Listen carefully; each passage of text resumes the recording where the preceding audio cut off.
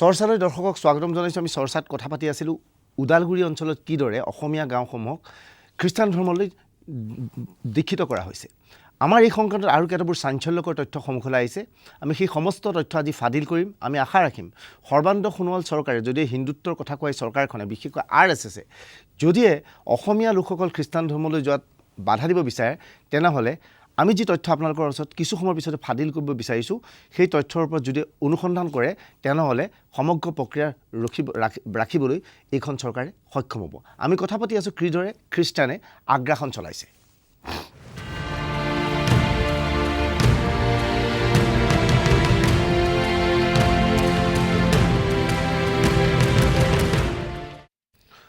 ওদালগুৰি অঞ্চলত আমাৰ বাৰ্তা সম্পাদক ঋতুস্মিন শৰ্মাই প্ৰৱেশ কৰি এটাও মন্দিৰ, মছজিদ অথবা নামঘৰ দেখা পালে কেৱল গীৰ্জা। শুনি আচৰিত হ'ব, সৰু সৰু অঞ্চলত প্ৰায় 200টা গীৰ্জাঘৰ স্থাপন হৈছে।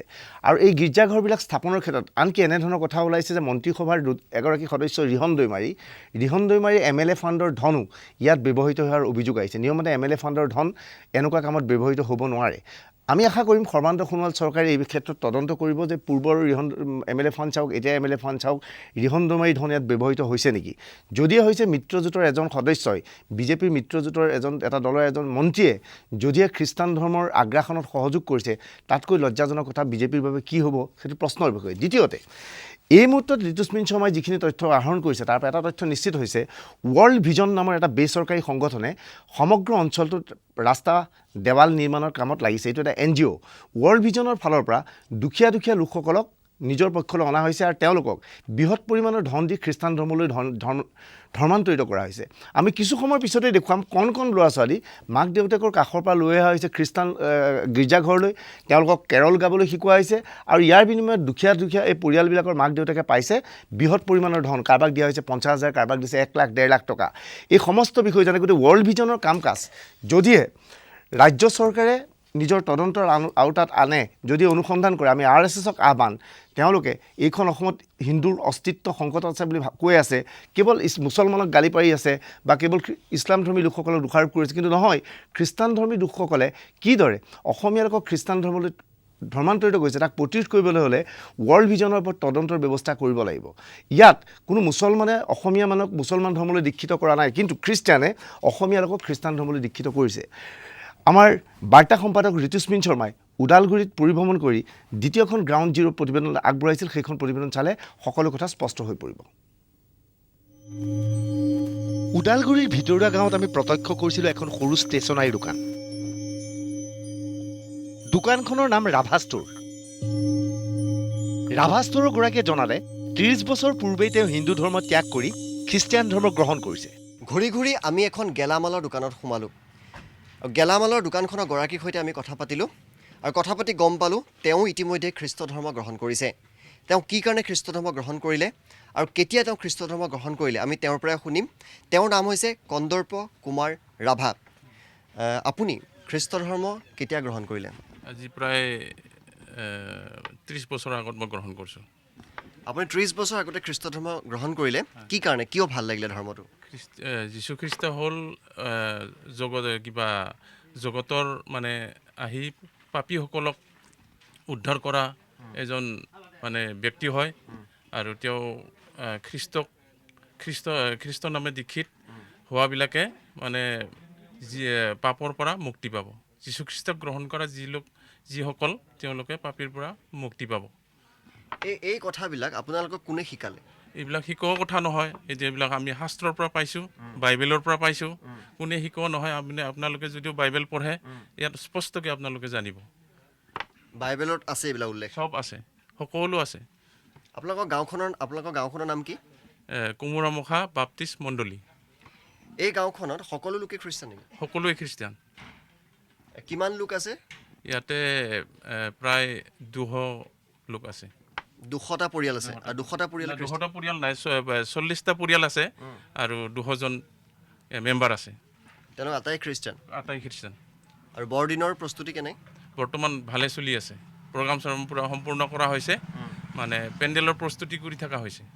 আৰু মই এই অঞ্চলটোত আজি ঘূৰি আছোঁ ওদালগুৰি মই যিবিলাক গাঁৱত সোমাইছোঁ প্ৰায়বিলাক গাঁৱে কিন্তু খ্ৰীষ্টান ধৰ্মলৈ আহিছে ইয়াৰ মূল কাৰণ কি বুলি ভাবে যে প্ৰতিখন ইখনৰ পিছত সিখনকৈ গাঁও এতিয়া ক্ৰমান্বয়ে খ্ৰীষ্টান হৈ আহি আছে ইমান কিয় প্ৰিয় হৈছে ধৰ্মটো যীশুখ্ৰীষ্ট এক মাত্ৰ মানে পাপীক উদ্ধাৰ কৰিব পৰা ব্যক্তি হয় আৰু সেইকাৰণে সকলোৱে খ্ৰীষ্টক গ্ৰহণ কৰিছে যীশুখ্ৰীষ্টৰ বাহিৰে আন কোনো নাই যিকোনোৱে মানে যীশুক গ্ৰহণ কৰে তেওঁ পাপৰ পৰা মুক্তি পাব পৰিত্ৰাণ পাব এইবাৰ ঋতুস্মিন হাজিৰ হৈছিল বীৰেশ্বৰ চৌহৰীয়াৰ চোতালত বীৰেশ্বৰ চৌহৰীয়া খ্ৰীষ্টান ধৰ্মত দীক্ষিত হ'ল সমগ্ৰ ঘৰখন এতিয়া খ্ৰীষ্টান আমাক আদৰি বহিবলৈ দিলে পৰিয়ালটোৱে দুৱামুখাৰ এজন বিশেষ ব্যক্তিৰ আমি এটা ধুনীয়া পদূলিয়াৰ চোতালত আহি উপস্থিত হৈছোঁ বীৰেশ্বৰ চৌহৰীয়াৰ এয়া বাসগৃহ আৰু বীৰেশ্বৰ চৌহৰীয়া আমাৰ সৈতে আছে আমি বীৰেশ্বৰ চৌহৰীয়াৰ সৈতে কথা পাতিম 1995 চনতে তেওঁ খ্ৰীষ্ট ধৰ্ম গ্ৰহণ কৰিছে প্ৰথমে আপোনাক স্বাগতম জনাইছোঁ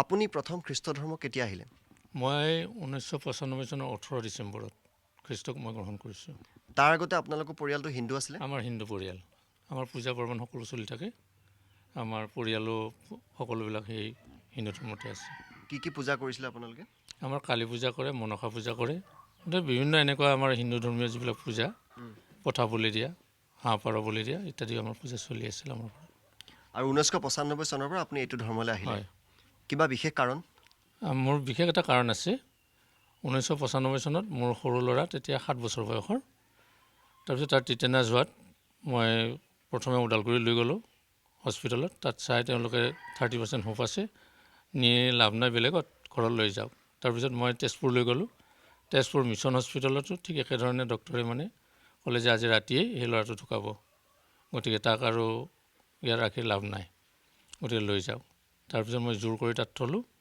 শেষত ল'ৰাটো মোৰ সুস্থ হৈ আহিল 28 দিনৰ মূৰত তেতিয়া মই অতি সন্তুষ্ট হ'লোঁ কেনেকৈ সুস্থ হ'ল মানে প্ৰাৰ্থনাৰে এই অলপ বহলাই কওক সেইখিনি আচ্ছা সুবোধ চাহু বুলি এজন খ্ৰীষ্টীয় ধৰ্মীয় লোক মোৰ তেওঁলোকৰ আগত চিনাকি পৰিচয় নাছিল তাৰপিছত মিছনত মোক এজন ব্যক্তিয়ে ক'লে বোলে এজন ভাল মানুহ আছে প্ৰাৰ্থনা কৰা আপুনি তেওঁৰ ওচৰলৈকে যাওক হ'লে মই যাম তেতিয়া তেওঁ ক'লে কি বোলে সেনেকৈ নহয় পাৰ্মিশ্যন ল'ব লাগে মই চব ঠিক ঠাক কৰি আপোনাক খবৰটো দিম তেওঁ ঠিক ঠাক কৰি মোক খবৰটো দিলে আৰু সেইমতে তেওঁৰ ওচৰত যোৱাত তেওঁ প্ৰথমতে মোৰ মূৰত ধৰি প্ৰাৰ্থনা কৰিছিল প্ৰাৰ্থনাৰে কিছু সময় হাত দুখন পিছফালে লৈ ইফালে ইফালে কৰি খুব চিন্তা কৰি থাকি শেষত তেওঁ ক'লে যে মই আপোনাৰ ৰোগী কোনটো ৱাৰ্ডত আছে মই তাত যাম এনেকুৱা প্ৰাৰ্থনা কৰিলে নহয় তাত যাব লাগিব সেই বুলি কৈ তেওঁ নিজে সেই ৱাৰ্ডলৈকে গৈ মোৰ ল'ৰাটোৰ মূৰত পানীৰে কপালত মানে ক্ৰুচ এটা বনাই দিলে বনাই দি উঠি তেওঁ প্ৰাৰ্থনা কৰিলে আৰু সেই প্ৰাৰ্থনা কৰাৰ সময়ত মই মোৰ চকুৰ পানী চৰচৰ যে আপোনাৰ ল'ৰাক আমাৰ প্ৰভুৱে লৈছে গতিকে সেই ল'ৰা কেতিয়া মৰে আপুনি কান্দি কান্দি আনিছিল আৰু হাঁহি হাঁহি লৈ যাব পাব আৰু ঠিক সেইধৰণে মোৰ ল'ৰাও সুস্থ হৈ আহিল কিন্তু তেওঁ এটা কথা কৈছিল মোক যেতিয়া ল'ৰাটো ডেকা হ'ব তেতিয়া হয়তো সি এদিন খ্ৰীষ্টক বিচাৰিব আৰু খ্ৰীষ্টক বিচাৰিলে আপুনি যায় নাযায় বেলেগ কথা কিন্তু ল'ৰাটোক আপুনি এৰি দিব তেতিয়া মই তেওঁক কৈছিলোঁ যে যদি খ্ৰীষ্টই মোৰ এই অমূল্য সম্পদটো মোক ঘূৰাই দিব পাৰে যিটো নেকি মই কোটি কোটি টকা দিলে নাপাওঁ তেনেকুৱা সম্পদটো মোক ঘূৰাই দিয়ে তেতিয়াহ'লে সেই খ্ৰীষ্ট মোৰ ল'ৰাৰ নহয় মোৰ নিজৰো আমি পৰিয়ালে তেওঁৰ ওচৰত চাপিম আৰু সেই মৰ্মে আমি যেতিয়া ল'ৰাক 28 দিনৰ মূৰত সুস্থ কৰি লৈ আহিব পালোঁ আমি অতিশয় আনন্দিত হ'লোঁ আৰু লগে লগে আমাৰ ওচৰৰে বাপ্তিষ্ট মণ্ডলী বৰিগাঁও বাপ্তিষ্ট মণ্ডলীৰ পালকৰ লগত মই যোগাযোগ কৰিলোঁ বোলে মই এনেকুৱা কৰিব বিচাৰিছোঁ আপোনালোকে মোক অলপ সহায় কৰি দিয়ক কি পথেৰে কেনেকুৱাকৈ যাব পাৰি সেইখিনি আপোনালোকে মোক কৰি দিয়ক তেতিয়া যিহেতু মই খেতি বাতি কৰা মানুহ আছিলোঁ মোৰ ঘৰত পালকে আহি এই বাইবেল ক্লাছ যিটো বাপ্তিস্মৰ ক্লাছ সেইখিনি তেওঁ ল'লে লৈ সেইমতেদি মই 1995 চনৰ 18 ডিচেম্বৰত মই খ্ৰীষ্টক গ্ৰহণ কৰিলোঁ খ্ৰীষ্ট যে সত্য এই কথা প্ৰতিপন্ন হ'ল মই অতিশয় সুখী আৰু আজি আমি খ্ৰীষ্টৰ ওচৰত যোৱাৰ পিছৰে পৰা আমাৰ পূৰ্বৰ যিটো নেকি পাৰিবাৰিক অৱস্থা সেই অৱস্থাৰো আমি যথেষ্ট উন্নতি আমি খ্ৰীষ্টৰ লগত লাগি আছোঁ মই আমাৰ বাপ্তিষ্ট মণ্ডলীৰ 11 বছৰ জুৰি পৰিচৰ্যাত থাকিলোঁ থাকি সুন্দৰভাৱে আছোঁ আৰু আজি মোৰ অৱস্থাটো খ্ৰীষ্টই মানে মোক বহুখিনি পৰিৱৰ্তন কৰি দিছে মই সেইকাৰণে অতিশয় সুখী তেওঁ যে সত্য জীৱন্ত ঈশ্বৰ এই কথা মই বিশ্বাস কৰোঁ আৰু আপোনালোকৰ গাঁওখনৰ প্ৰায়ভাগ লোকেই কিন্তু খ্ৰীষ্ট ধৰ্ম গ্ৰহণ কৰিছে আমাৰ এইখন গাঁৱত খ্ৰীষ্ট ধৰ্ম গ্ৰহণ কৰা লোক আৰু এটা পৰিয়ালহে আছে, বাকীবিলাক সকলো হিন্দু, তেওঁলোকে পূজা পাৰ্বণ কৰিয়ে আছে। ধন্যবাদ। হয়, গতিকে খ্ৰীষ্টৰ ওচৰত থাকিম আজীৱন। আমি জগতত যিমান দিনে তেওঁ আমাক ৰাখিব, আমি আটাই তেওঁৰ ওচৰতে আমি থাকিম, আৰু তেওঁৰ ওচৰৰ পৰাই আমি হয়তো যিদিনাখনে নিয়ে তেওঁৰ ইচ্ছামতে তেওঁ লৈ যাব। ওদালগুৰিত এতিয়া এটাও নামঘৰ নাই, চৌদিশে কেৱল গীৰ্জা। বৰদিনৰ প্ৰস্তুতি চলিছে গীৰ্জাসমূহত পূৰ্ণগতিত। আপোনালোকৰ গীৰ্জাঘৰত কিহৰ প্ৰস্তুতি চলিছে এতিয়া? এতিয়া আমাৰ গীৰ্জাঘৰত মানে অহাকালি ডিচেম্বৰ 1 তাৰিখ হয়তো, তাৰ কাৰণে আমি যীশুখ্ৰীষ্টৰ জন্মদিনৰ কাৰণে অহাকালি ডিচেম্বৰ 1 তাৰিখৰ পৰাই আমি এই ডিচেম্বৰ দিনটো যীশুখ্ৰীষ্টৰ জন্মৰ দিনটো তাৰমানে ইয়াক আমি আদৰণি জনাম অহাকালি ৰাতিপুৱাৰ পৰাই। আপোনালোকৰ এই অঞ্চলটোত কিমান গীৰ্জাঘৰ আছে? আমাৰ এইটো অঞ্চলত অন্তত নাই বুলিও 200ৰো ওপৰ আছে। আৰু এতিয়া নতুনকৈ গীৰ্জাঘৰ বনাই থকা হৈছে? হৈ আছে, বনাই আছে। তেনেকৈ আমাৰ এই জাগাৰ পৰাও উত্তৰ ফালেও তেনেকৈ নতুন বনাই আছে, দক্ষিণ চাইডতো তেনেকৈ নতুন বনাই আছে, বহুতো বনাই আছে নতুনকৈ নতুন গীৰ্জাঘৰ বনাই আছে। এনেকৈ 200ৰো ওপৰ আছে, আকৌ বনাই আছে। প্ৰায় অসমৰ সীমাত আহি উপস্থিত হৈছোঁ। ইয়াৰ পৰা 500 মিটাৰ আঁতৰ গ'লে আপুনি ভূটান পাব। কিন্তু এই স্থানতেই প্ৰায় 200ৰো অধিক গীৰ্জাঘৰ আছে বুলি ইতিমধ্যে আমাক জনাইছে। আৰু এই মুহূৰ্তত মই যিটো গীৰ্জাঘৰত উপস্থিত হৈছোঁ, সেইটো নতুনকৈ সজা হৈছে, খুব ধুনীয়াকৈ এটা অত্যাধুনিক ধুনীয়া গীৰ্জাঘৰ এইটো। এইবাৰ আমি উপস্থিত হৈছিলোঁ আন এটা গীৰ্জাঘৰত। স্থানীয় লোকসকলে জনালে অঞ্চলটোত নতুন গীৰ্জাঘৰ স্থাপন হৈছে। খ্ৰীষ্টান হৈ গ'ল চবেই মানে খ্ৰীষ্টানক ভাল পায়, সেইকাৰণে চবেই এতিয়া খ্ৰীষ্টান হৈ গ'ল। ইয়াতে বহুত যিমান এতিয়া এইখিনি অঞ্চলৰ মানুহ আছে চবেই এতিয়া খ্ৰীষ্টানত আহি আছে তেওঁ এতিয়া। আপুনিও খ্ৰীষ্টান নেকি? ময়ো খ্ৰীষ্টান। আৰু এইটো গীৰ্জাঘৰ নতুনকৈ সজাই? এইটো গীৰ্জাঘৰটো নতুনকৈ বনোৱা হৈছে, আগত নাছিলে, এতিয়া ইয়াতে খ্ৰীষ্টান হৈ গ'ল, তাৰপৰা এইটো বনালোঁ গীৰ্জাঘৰটো। আৰু ইয়াত মই বহুত গীৰ্জাঘৰ দেখিছোঁ আৰু নতুন বনাই থকা হৈছে। এতিয়া বহুত জেগাতে এতিয়া নতুন খ্ৰীষ্টান হৈ আছে, নতুন গীৰ্জাঘৰ বনাই আছে, এনেকুৱা ডাঙৰ চব জেগাতে আছে এতিয়া বৰ্তমান আমাৰ এইটো অঞ্চলত। আৰু এইটো অঞ্চলত মানে খ্ৰীষ্টমাছ বা বৰদিন বুলি ক'লে কিমান উৎসাহ দেখা যায়? ইয়াতেতো মানে চবেই একদম বৰদিন বুলি ক'লে চবেই উৎসাহ কিবা আহি যায় তাৰমানে। এনেই আমি 1 তাৰিখৰ পৰাই এইটো অহাকালি 1 তাৰিখ হ'ব ডিচেম্বৰ, তাৰ পৰাই আমি বৰদিনটো মানো তাৰমানে এইটো। আপোনাৰ নামটো? মই বীৰজম বসুমতাৰী। আৰু ইয়াত বড়ো, ৰাভা, গাৰো, অসমীয়া সকলো মানে খ্ৰীষ্টান হৈছে? ইয়াতে চব আছে, বড়ো আছে, ৰাভা, গাৰো চবেই ইয়াতে বৰ্তমান খ্ৰীষ্টান হৈ আছে তাৰমানে। অসমীয়াও খ্ৰীষ্টান হৈছে। আচ্ছা, আমি জানো যে আমাৰ সৰ্বশক্তিমান ঈশ্বৰ জিহুৱা, যি ঈশ্বৰক আমি প্ৰকৃত হয়তো ঈশ্বৰক পাইছোঁ, সেই ঈশ্বৰক সেৱা কৰাৰ যি আমি প্ৰকৃত ঈশ্বৰক পাইছোঁ, সেই ঈশ্বৰৰ প্ৰতি আগ্ৰহ হৈ প্ৰতিটো মানুহে মানে বিশ্বাসত আহি মানে ঈশ্বৰৰ প্ৰতি আকৃষ্ট হৈ মানে যীশুৰ ওচৰলৈ আহিছে। আৰু সেই ঈশ্বৰক মানে প্ৰশংসা কৰিবলৈ মানে দিনক দিনে মানে প্ৰতিটো সম্প্ৰদায়ৰ পৰা মানে খ্ৰীষ্টৰ ওচৰলৈ আহি আছে। তাৰ কাৰণে আমি কিছুমান গীৰ্জাঘৰবিলাক আমি প্ৰতিষ্ঠা কৰিবলৈ মানে আপোনালোকৰ খ্ৰীষ্টান ধৰ্মাৱলী লোকৰ সংখ্যা বাঢ়ি গৈ আছে। হয়, আৰু সেইকাৰণে নতুন গীৰ্জাঘৰ বনাবলগীয়া হৈছে। সৰু আমাৰ নোজোৰা হৈছে। খ্ৰীষ্টক মানে বিশ্বাস কৰা মানে সংখ্যাটো দিনক দিনে বাঢ়ি গৈ আছে। প্ৰকৃত মানুহৰ সংখ্যা নোজোৰা হৈ গৈছে, সেইকাৰণে নতুন গীৰ্জা বনোৱা হৈছে। আৰু খুব ধুনীয়াকৈ গীৰ্জাবিলাক বনোৱা হৈছে। ধুনীয়াকৈ গীৰ্জা মানে আমি জানো যে প্ৰকৃত ঈশ্বৰক যদি প্ৰকৃতভাৱে ঈশ্বৰক যদি সেৱা কৰিব লগা হয়, তেতিয়া আমি গীৰ্জাঘৰৰ মানে এটা পবিত্ৰ হিচাপে য'ত মানে ঈশ্বৰৰ উপস্থিতি আমি গম পাওঁ, সেইকাৰণে আমি সুন্দৰ হিচাপে মানে আৰু এতিয়া আপোনালোকৰ প্ৰতিদিনে নতুন মানুহ আহি আছে? প্ৰতিদিনে নতুন মানুহ আহিছে, মানে যিটো মানে এই পৃথিৱীত মানে 2000 বছৰৰ পূৰ্বে মানে যীশুখ্ৰীষ্ট মানে এই পৃথিৱীত আহিছিল। সত্য যিটো মানে ঈশ্বৰৰ পুত্ৰ যীশুখ্ৰীষ্ট, সেই যীশুখ্ৰীষ্ট মানে প্ৰকৃত মানে পোহৰক মানে তথ্যটো গম পাইছে, সেইকাৰণে মানে যীশুৰ ওচৰত যিটো মানে পৰিত্ৰাণ যীশু বিচাৰি আহিছে। এই ঠাইত আহি মোৰ এটা উপলব্ধি হ'ল যে এই অঞ্চলত এতিয়া হিন্দু ধৰ্ম বুলিবলৈ একোৱেই নাই। মই যি স্থানত উপস্থিত আছোঁ তাৰ সোঁকাষেই এটা ধুনীয়া গীৰ্জাঘৰ আছে। কিন্তু আপোনাক ক'লে আপুনি আচৰিত হ'ব যে মই এই স্থানত উপস্থিত থকাৰ প্ৰায় 500 মিটাৰ ব্যাসাৰ্ধত প্ৰায় 6টাকৈ গীৰ্জাঘৰ আছে। মোৰ সোঁৱে বাৱে আগে পিছে কেৱল ইয়াত এতিয়া গীৰ্জাঘৰ আৰু গীৰ্জাঘৰেই। ওদালগুৰিৰ ভিতৰুৱা গাঁৱত আমি কণ কণ একাংশ ল'ৰা ছোৱালীক গীৰ্জাৰ বাহিৰত দেখা পাইছিলোঁ। যিটো সময়ত হিন্দু ধৰ্মৰ যুৱক যুৱতী বা কণ কণ শিশুহঁতে নাম পূজা পাৰ্বণ আদি নাজানে, সেই সময়ত ওদালগুৰিৰ শিশুৱে গাই শুনালে খ্ৰীষ্টান ধৰ্মৰ কেৰল। প্ৰভু যীশু জন্মিলে আমাৰ বাবে, ক্ৰুচ কাঠত উঠিলে আমাৰ বাবে, মৃত্যু জয় কৰি পুনৰ জি উঠিলে, এই কথাও আৰু বাৰে বাৰে। মৃত্যু জয় কৰি পুনৰ জি উঠিলে, এই কথাও আৰু বাৰে বাৰে। প্ৰভু যীশু জন্মিলে আমাৰ বাবে, ক্ৰুচ কাঠত উঠিলে আমাৰ বাবে, মৃত্যু জয় কৰি পুনৰ জি উঠিলে, এই কথাও আৰু বাৰে বাৰে। মৃত্যু জয় কৰি পুনৰ জি উঠিলে, এই কথাও আৰু বাৰে বাৰে।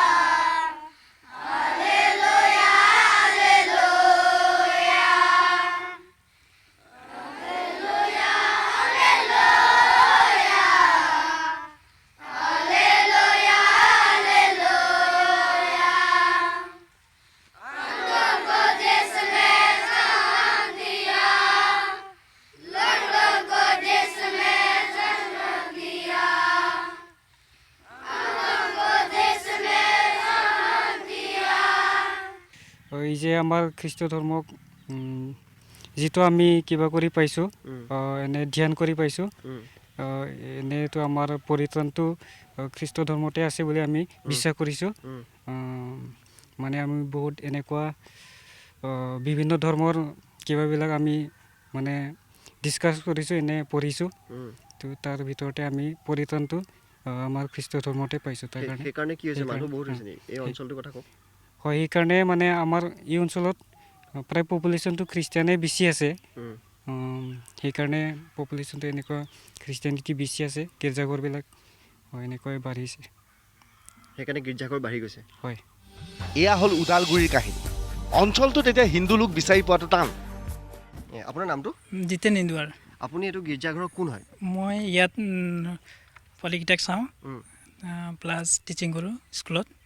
ইয়াত আপোনালোকৰ কিমান আছে ল'ৰা ছোৱালী? সৰু সৰু ল'ৰা ছোৱালী কিমান আছে? সৰু সুৰা গোটেইকেইটা ডাঙৰকেইটা মিলাই আমাৰ 63 আছে। আৰু এওঁলোক কোন কোন ধৰ্মৰ ল'ৰা আছে? ইয়াত খ্ৰীষ্টান ধৰ্মৰ আছে। খ্ৰীষ্টান ধৰ্মৰ কেইবাটাও ভাগ আছে, কিন্তু সকলো মানে বিভিন্ন ভাগৰ সকলো একেলগে ইয়াতে মানে খ্ৰীষ্টান গোটেইকেইটা একেলগে আছে আৰু হিন্দু আছে তেনেকৈ। আৰু কোন কোন ধৰ্মৰ লোক আছে? ইয়াত হিন্দু ধৰ্মৰ আছে, আছামিছ আছে, আছামিছ ধৰ্ম, হিন্দু, এইকেইটাই আৰু ইমানেই আছে।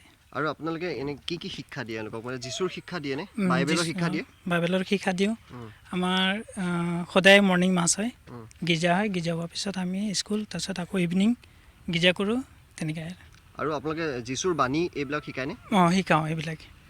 বাইবেল ক্লাছ হয়, বাইবেল ক্লাছ হয়, কুইজবিলাক হয়, কুইজ প্ৰতিযোগিতা এইবিলাক হয় আৰু সকলোকে শিকায় আপোনালোকে? সকলোকে।